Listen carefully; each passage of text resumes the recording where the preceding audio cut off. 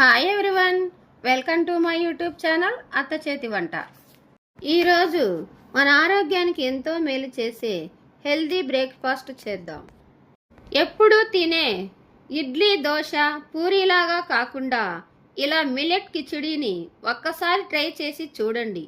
ఒక్కసారి తింటే మళ్ళీ మళ్ళీ తినాలనుకుంటారు. తొందరగా ఎలా చేయాలో చూసేద్దాం. నేను కొర్రలతో చేస్తున్నాను. మీరు కావాలంటే ఏ మిల్లెట్స్ అయినా యూస్ చేసుకోవచ్చు. కొర్రలను ఎప్పుడూ ముందు రోజు రాత్రి బాగా కడిగి నానబెట్టుకోవాలి. కొర్రలు ఖచ్చితంగా 8 నుండి 12 గంటలు నానబెట్టుకోవాలి.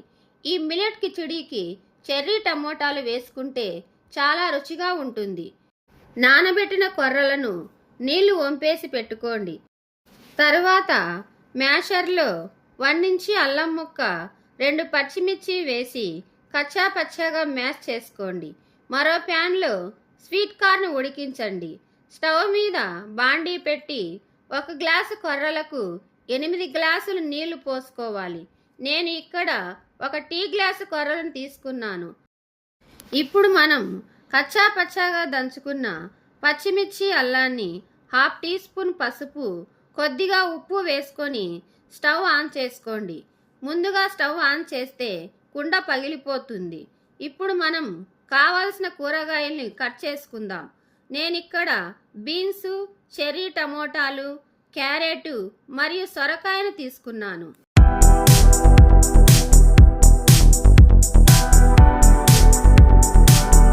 కూరగాయల్ని సన్నగా తరిగి మరో కడాయిలో నూనె పోసుకొని ఉల్లిపాయలను సన్నని ముక్కలుగా కోసి వేపుకోండి.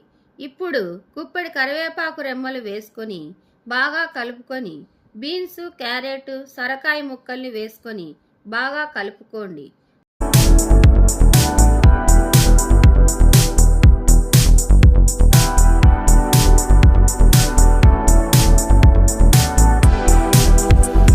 తరువాత చెర్రీ టమోటాలు మరియు ఉడకబెట్టిన స్వీట్ కార్న్ వేసుకొని మూత పెట్టుకొని మగ్గపెట్టుకుంటూ కలుపుకోండి.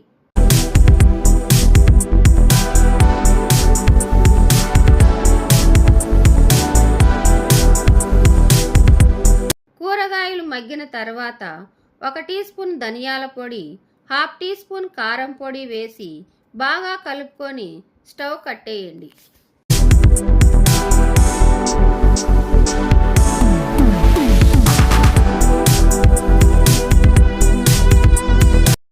ఇప్పుడు బాగా ఉడికిన కొర్రల్లో కూరగాయలు వేసుకొని బాగా కలుపుకోండి. చివరిగా కొత్తిమీర వేసుకుంటే హెల్తీగా ఉండే మిల్లెట్ కిచిడి రెడీ అయినట్లే. ఇంకెందుకు ఆలస్యం, త్వరగా మీరు కూడా ట్రై చేయండి. ఖచ్చితంగా కామెంట్లో చెప్పండి. ఈ వీడియో మీకు నచ్చినట్లయితే లైక్ చేయండి, షేర్ చేయండి. మరిన్ని వీడియోస్ కోసం మా ఛానల్ని సబ్స్క్రైబ్ చేసుకోండి. Thank you for watching.